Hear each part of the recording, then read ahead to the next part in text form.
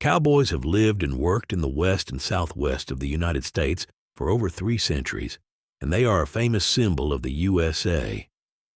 When you watch those old Hollywood cowboy films from the 50s and 60s, you don't see a job. You see a life of freedom and adventure. It's a romantic image which we love to believe in. However, the real job of an American cowboy has always been hard and sometimes dangerous. It's physical with long hours and low pay. No one knows exactly how many people still do the job of a cowboy in the 21st century, but the number is probably between 10 and 50,000.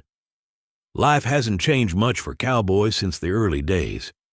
The cattle walk across huge plains to eat the grass, and the cowboy rides on his horse to bring them home. Like the cowboys of the past, a 21st century cowboy still gets up early on freezing cold mornings and makes breakfast over a fire. He can't take days or weekends off, and there is no paid holiday.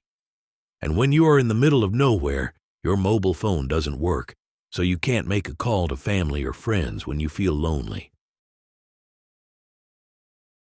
So why does a man, because it is usually a man, become a cowboy?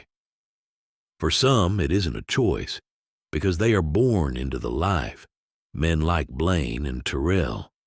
They are brothers and have worked with cows since they were children.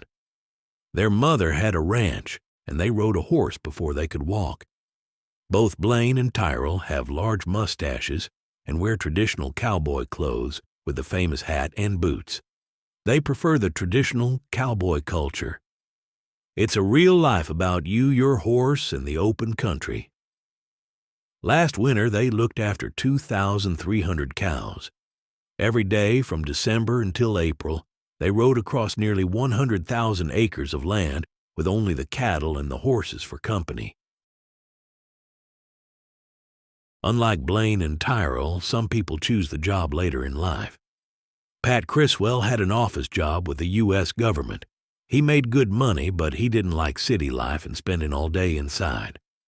He wanted to do something different, so one day he gave up his job and moved to a ranch in Texas, earning much less money as a cowboy. He remembers his work colleagues in the city on the day he left. They all thought Pat was crazy, but he wanted job satisfaction. And for a cowboy, job satisfaction doesn't come from the money or a comfortable office.